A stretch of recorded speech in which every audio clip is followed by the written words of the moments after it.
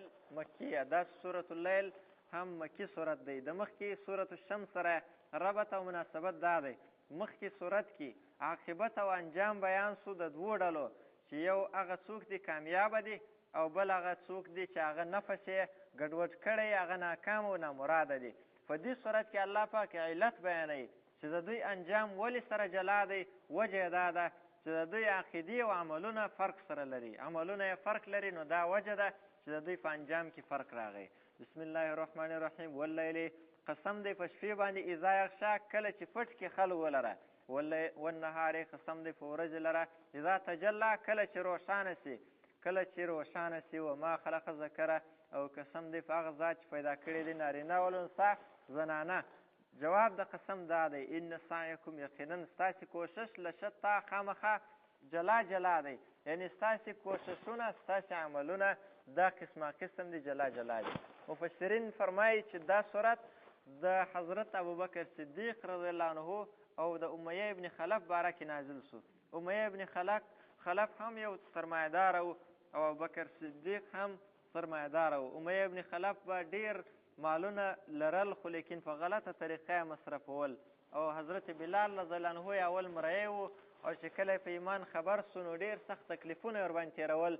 په سخته ګرمۍ کې به یې پرېیستی او بیا به یې ګرمې ډبرې ورباندې کښېښولې او سخت عذابونه یې ورکول.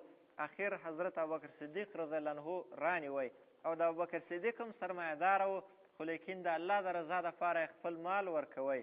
نو الله پاک دا آیت دا صورت نازل کوي. خو صورت حکم عام دی، ځکه نوم د چا نه اخي. قرآن کریم په شان نزول پورې نه خاصیږي، دا صرف یو واقعې باره کې نازل سو خو لیکن حکم عامي، ځکه یو نوم و شی نسته، د تخصیص هېڅ شی نسته. ان سعیکم یقینا کوشش یعنې ستاسې عملونه لشتا جلا جلا دي. فاما من اعطا نور هغه څوک چې ورکوي، اعطا ورکوي یعنې هغه شی چې پر ده لازم دی، که د مال ورکول وي که د چا سره ښه کول وي، دا یې ورکړل یعنې هغه لازم کارونه یې سرته ورسول. واتقا او پرهیزګاري یې وکړله، د الله څخه بېرېدی، تقوا یې په ځان کې راوستله. وصدقه او رښتیا یې وبلله بالحسنا په ښې خبرې سره، ښه خبره یې رښتیا وبلله، یعنې کلمه یې هم وویله او د دې سره یې تقوا هم وه او مال یې هم ورکوی د الله د رضا دپاره.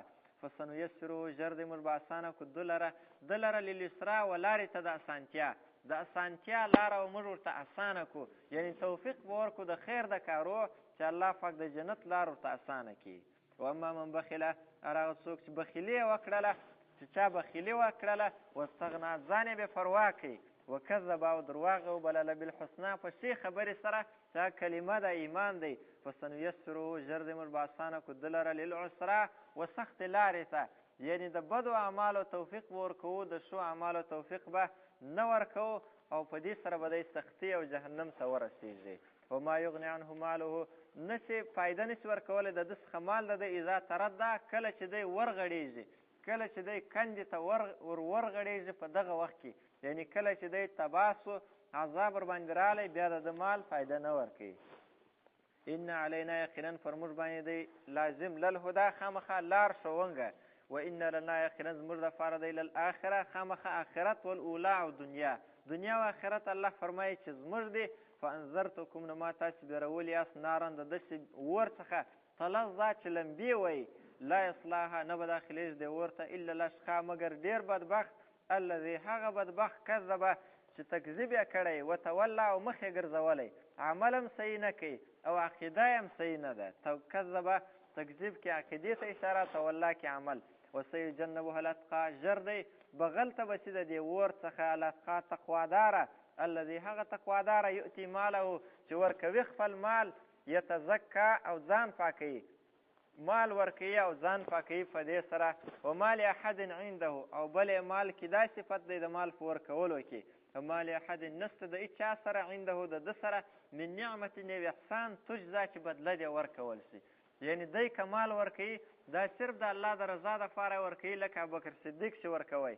ومال احد نسته د هېچا سره د هېچا دپاره عنده د ده سره من نعمت یو احسان تجزا چې بدله دې ورکول شي، یعنی دا نه دی چې یو چا مخکې ښه سره کړی دی او دی اوس د هغه ښه ور ادا کوي. لکه په دې زمانه کې خلک عموما مېلمستیاوې په دې غرض کوي یو مېلمستیا وکړي دا بل وایي چې دا خو یې پور راباندې دی دی راولاړ چې دی یې مېلمستیا ورته وکړي په دې غرض چې هغه پور یې ور ادا کړي نو دغه مال چې په داسې غرض سره سړی ورکړي چې هېڅ احسان او شی ور ادا کول د سړي مقصد نه وي خالص د الله رضا مقصد دی نو دا د ثواب سبب دی الا ابتغاء وجه ربه الاعلی مګر د فار د طلب د رضا د رب خپل الاعلی چې لوړ دی نو دا کار چې ده وکړي ولسوف یرضا ژر دی چې دی به خوشحاله شي الله پاک به دی په قیامت کې راضي کړي سورة الضحی مکیه بسم الله الرحمن الرحیم